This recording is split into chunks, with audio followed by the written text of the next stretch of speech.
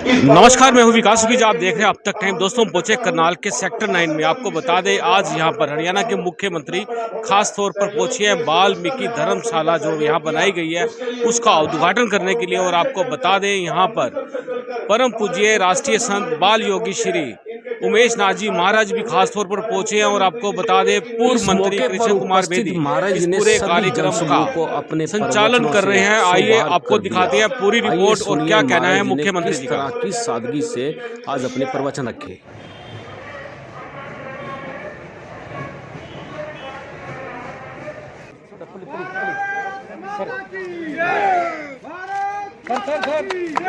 जय वाल्मीकि, भारत माता की, खट्टर साहब की जय।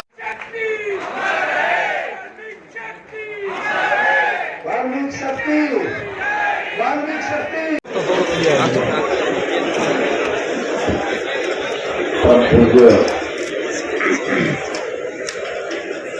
बाल योगी संत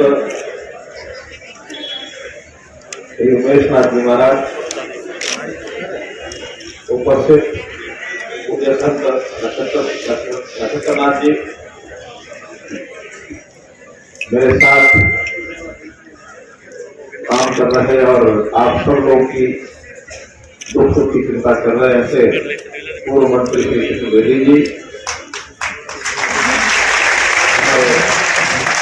वाणीखेड़ा के विधायक और दिसंबर वाल्मीकि जी,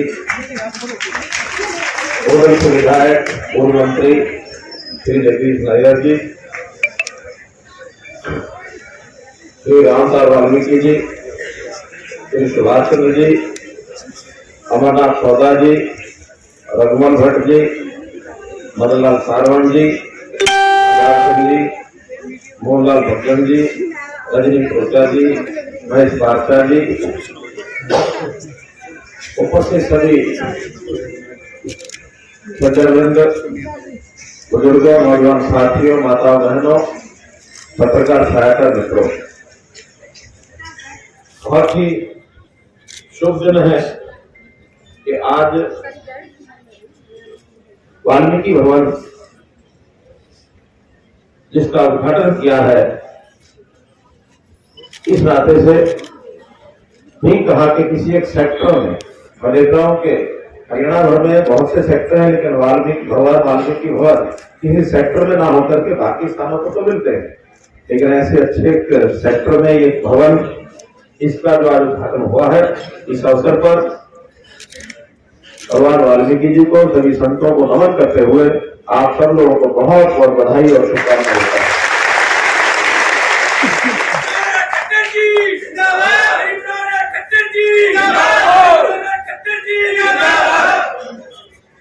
ठीक कहा, भगवान वाल्मीकि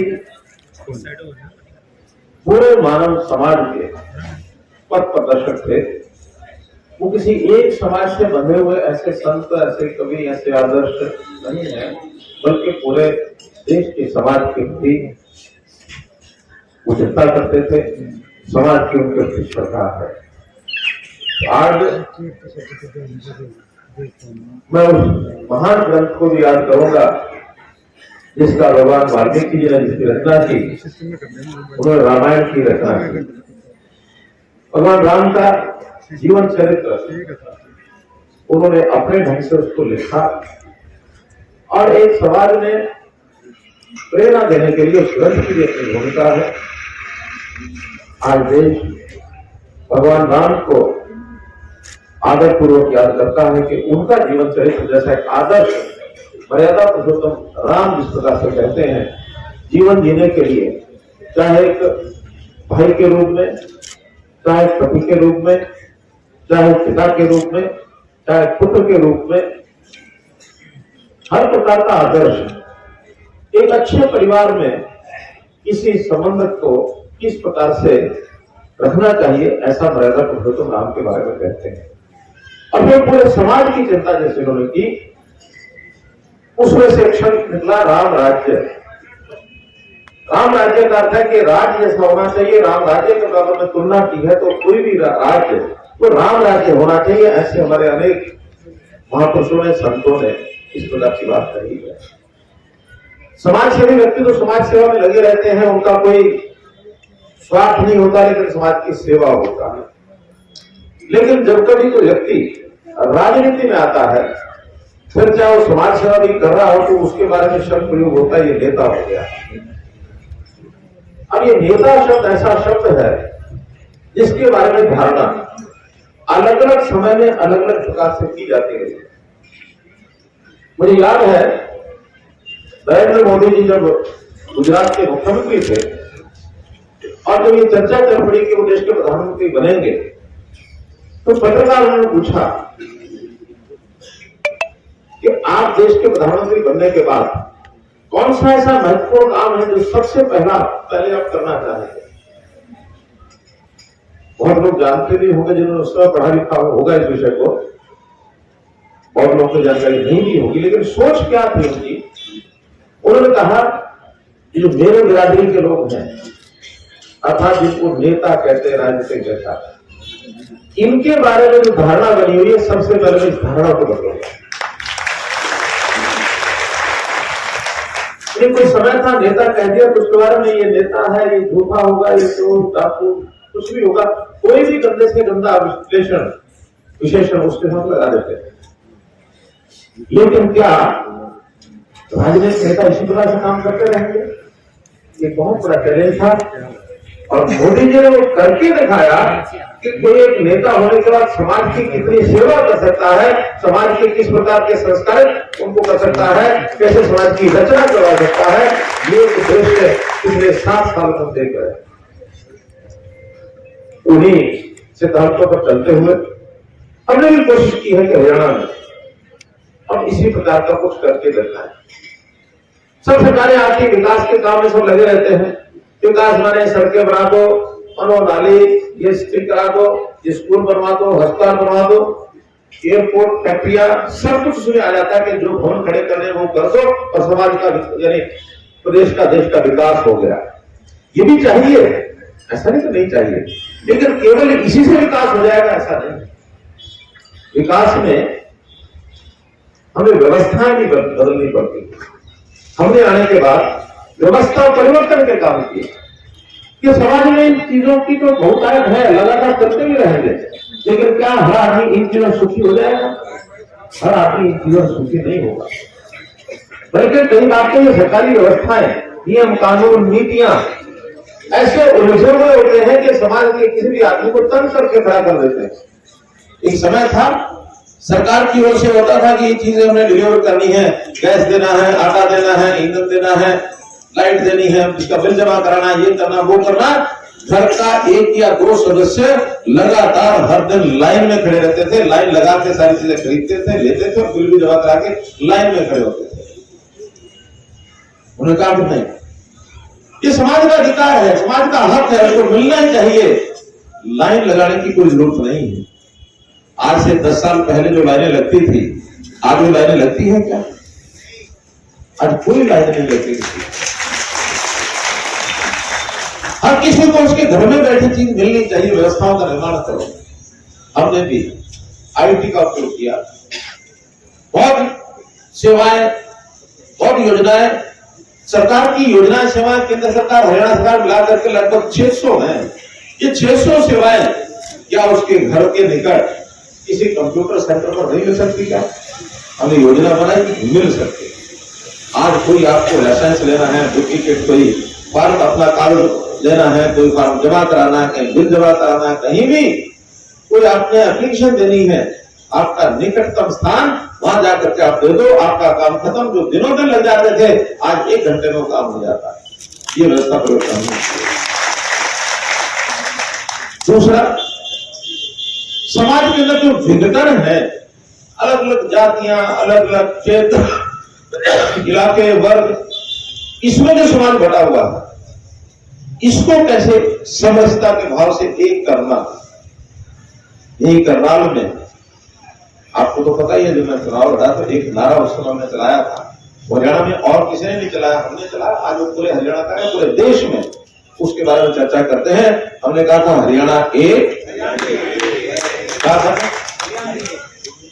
यानी हरियाणा, इसके रहने वाले लोग हरियाणवी, ये सब एक बन के रहो।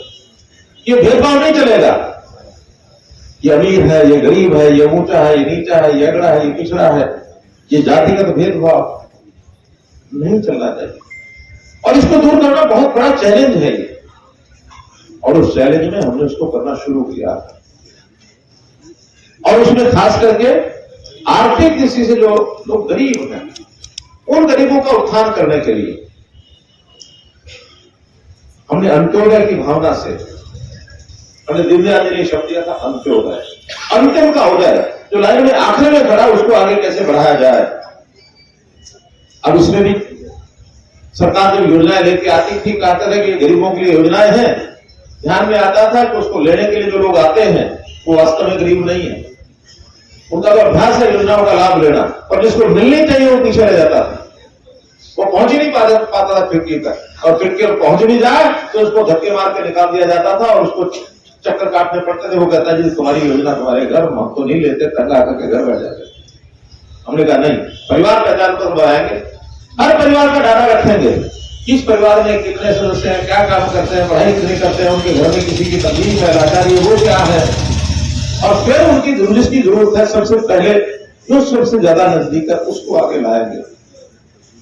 सारे दुनिया में कहीं भी ये कार्यक्रम नहीं है, किसी प्रदेश में नहीं है। इस योजना का देश और दुनिया के लोगों ने अध्ययन करना शुरू कर दिया है, और हमने उसमें से रिजल्ट निकालने शुरू कर दिए।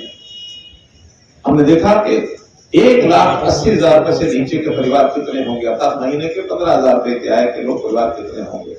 इसमें लाखों परिवार है और बड़ी संख्या है, इनको लाभ पहले देना है। इसके लिए परिवार में से एक सदस्य को काम करने के लिए प्रेरित करना है। सबको नौकरी नहीं मिल सकती, क्योंकि सरकारी नौकरियां या प्राइवेट नौकरियां बड़ी सीमा है उसकी। हर किसी को अपना अच्छा काम क्या कर सकता है, कोई रोजगार कर सकता है क्या, कोई दुकान बना सकता है क्या, किसी चीज का छोटी फैक्ट्री लगाकर उत्पादन कर सकता है क्या, उसके घर में पढ़ा लिखा कोई व्यक्ति है क्या, पढ़ा लिखा होने के बाद कोई उसकी ट्रेनिंग स्किलिंग है कि नहीं है। ऐसे लोगों के लिए कैंप लगाने शुरू किए। अंत्योदय मेले लगाए हैं, लगभग 180 स्थानों पर 250 मेले ऐसे लग चुके हैं। यहां भी पूरे जिले में गौशाला लगते पूरे सारे हर जगह पर तो चल भी रहे होंगे भी, हर जगह पर हजारों लोग अपनी अपनी रुचि के हिसाब से काम करके आगे आते हैं। और अभी तो 1 लाख से नीचे वाले परिवार बुलाए, 1 लाख से ऊपर वाले अभी नहीं बुलाए। इनमें से जो भी कोई काम कर सकता है उस काम की रखा हो। और फिर मेरा सोचना ये भी है कि कोई समाज किसी एक ही काम के साथ बन जाए, उससे बाहर निकल ना पाए, ये कोई दिक्कत नहीं है।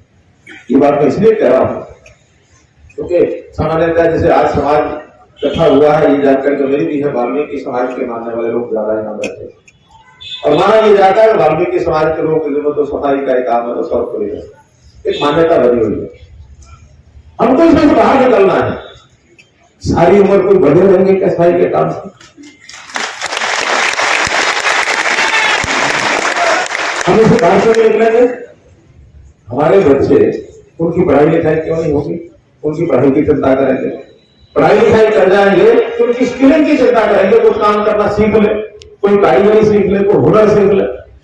बच्चे हुनर सीख जाएंगे, सीखने के बाद स्वतंत्र रूप से कोई काम करना शुरू करेंगे। तो किसी एक ऐसे काम के साथ बंधे रहना ये उचित नहीं है। हाँ, जब तक उस काम से बंधे हुए उसकी भी हमें चिंता करनी है। हमने सफाई कर्मचारी आयोग बनाया, उसमें से समाज की समस्याएं जो हल हुई, हम जो समाज में आने वाली कठिनाइयों में अचानक रिस्क का काम करते हैं, कई बार सीवरेज की सफाई का, हमने कहा कि नहीं, उसकी भी ट्रेनिंग करा के जो ट्रेंड सफाई करने वाला, सीवरेज की सफाई करने वाला व्यक्ति होगा, सर्टिफिकेट जिसके पास होगा, केवल उसी से काम लिया जाएगा और किसी से नहीं लिया जाएगा। अभी मैं स्किल यूनिवर्सिटी जो अपनी यूनिवर्सिटी बहुत हमने खोली है, जैसे मुंगली की यूनिवर्सिटी भगवान वाल्मीकि जी के नाम से हमने खोली, ऐसे ही हमने विश्वकर्मा समाज यानी भगवान विश्वकर्मा जी के नाम से भी एक कौशल विकास यूनिवर्सिटी पलवल में बनाई। तो कौशल उन्हीं को कहूंगा कि एक कोर्स ऐसा बनाए कि जिसमें सफाई कर्मचारी को भी टेक्निकल तरीके से सफाई कैसे हो। वहां जमाना चला गया, आज टेक्निक आ गई हर चीज में, आज तो सीवरेज की सफाई करने के लिए जरूरी है कि आदमी अंदर जाए, मशीनें आ गई, उस मशीन को एक साइड से उसका तार डालो, दूसरी साइड से उसमें तरीके से निकाल करके उसको सफाई कर देते हैं। सेंसर आ गए हैं कि सेंसर डाल करके पहले देखो कि इसके अंदर कहीं कोई जहरीली गैस तो नहीं है। कितने लोग सीवरेज के अंदर दुर्घटनावश जिनकी मृत्यु हो जाती है, और मानो ऐसी दुर्घटना हो भी जाए तो वो बैठे रहते हैं, घूमते रहते, सरकारी सहायता। हमने कहा नहीं, उनको भी 10 लाख रुपए का इंश्योरेंस ये हमने किया है। और कोई अन्य सफाई कर्मचारी भी काम करते हुए ड्यूटी पर उसका ध्यान होता तो 5 लाख रुपए की अमाउंट उसकी भी नई ड्यूटी पर है, सामान्य मृत्यु हो जाए उसको भी 2 लाख रुपए हम देते हैं। इसलिए ये सारी योजनाएं काम के हिसाब से, विकास के हिसाब से, सामाजिक रचना के हिसाब से, व्यवस्था परिवर्तन के काम, इस पर हमारा जोर रहा है। और इसके कारण से एक अंग्रेजी में कहते हैं ईज ऑफ लिविंग, रहन सहन की सुगमता, ये कैसे ज्यादा बने ताकि लोगों को बहुत ज्यादा पिसना ना पड़े। अपने जीवन यापन में अपना काम करते रहो, परिवार को आगे बढ़ाते रहो, विकास करते रहो। हर आदमी परेशानी में फंसा रहे, उसका मानसिक अगर परेशानी फंसा रहेगा तो फिर आगे कैसे बढ़ पाएगा। मानसिक शांति बहुत जरूरी है, उसी में से हम आगे बढ़ने के लिए अपने रास्ते खोज सकते हैं। तो जो काम करने के लिए हमने बहुत किए हैं, इन सब में इतने कम समय में आज गिनाए भी नहीं जा सकते। मैं बहुत आगे भी है। हम तो इतना मैं विश्वास दिला सकता हूं कि समाज का किसी भी जाति बिरादरी का जो गरीब परिवार है उसको आगे बढ़ाने के लिए सरकार पूरी योजनाएं अपनी अगले साल में लागू करेगी। इसके बहुत काम शुरू कर दिए और भी आगे करेंगे, नए सुझाव भी आते रहेंगे, उसको भी लागू करेंगे, और ताकि परिवार अपने पैरों पर खड़े हो जाए। हर समय कोई परिवार ऐसा न रहे कि हाथ अपना यूं ही रखे।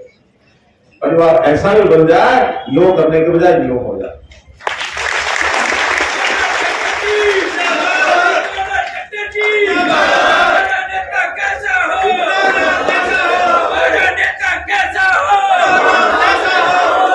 और अपने समाज में भी मुझे खुशी इस बात की है कि कुछ लोग काफी आगे बढ़ गए हैं।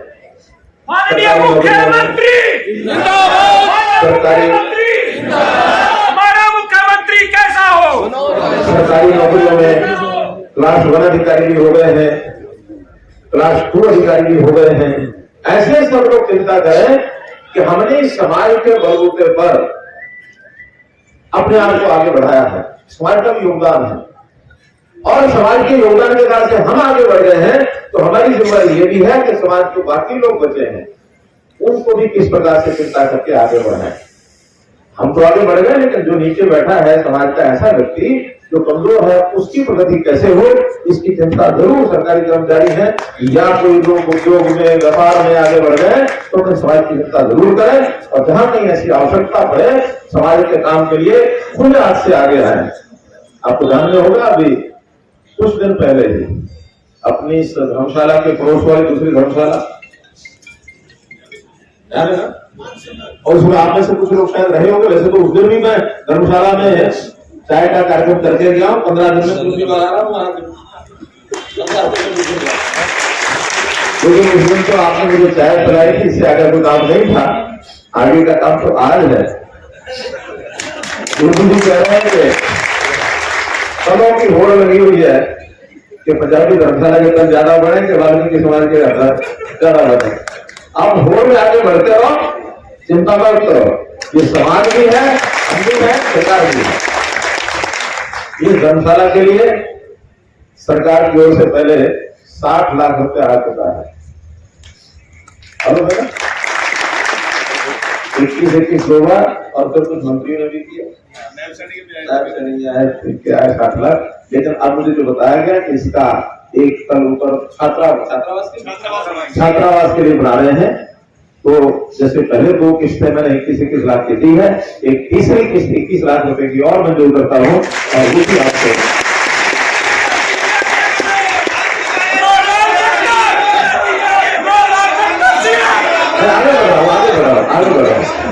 आगे बढ़ा हूं। सुनिए, आप कहते आगे बढ़ रहा हूं, बढ़ने को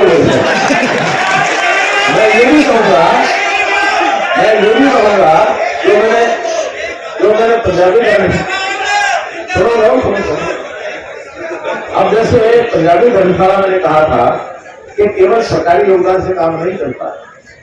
हमारे जो काम करने वाले, कमाई करने वाले जितने लोग हैं, चाहे सरकारी कर्मचारी हैं, चाहे उद्योगपति हैं, या और कोई अपना व्यापार दुकान करते हैं, वो भी अपनी एक महीने की आय इस सामाजिक काम के लिए योगदान करेंगे। करेंगे ना? करेंगे ना? तो आज भी करेंगे। और कौन है? जगदीश नैयर करेंगे, वाल्मीकि जी अभी करेंगे। तो हमारे हरिजन कल्याण जी करें, एक महीने को भी करेंगे। फिर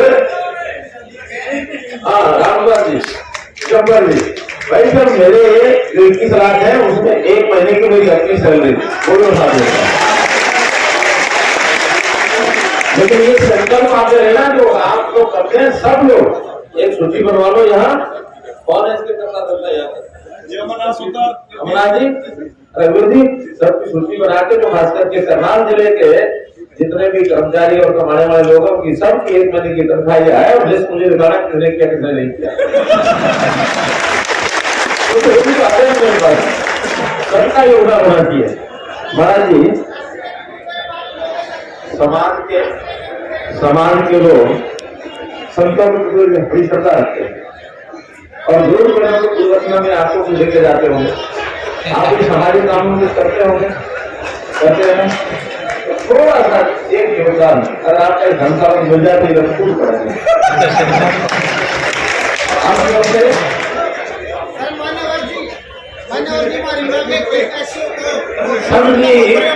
संत जी ने पूरे संत उमेश नाथ ने कहा है कि मेरी ओर से भी जो योगदान करना है वो करें, लेकिन संतों के योगदान का खुलासा नहीं किया जाता। एक गुप्तदान के रूप में ये भी उसमें योगदान करेंगे, ऐसा मैंने मान लिया है। बहुत बहुत धन्यवाद। हाँ, एक ही और उसमें थी, एक लाइब्रेरी की, लाइब्रेरी जिला हमारे ऊपर आयुक्त है इसी महोदय होंगे, उनको मैं चाहता हूँ लाइब्रेरी की व्यवस्था भी इसमें कराएंगे, चाहे इसी धर्मशाला में चाहे कहीं और। एक लाइब्रेरी विकसित करनी है। आप आगे बढ़े, हम आपके साथ हैं। बहुत बहुत धन्यवाद।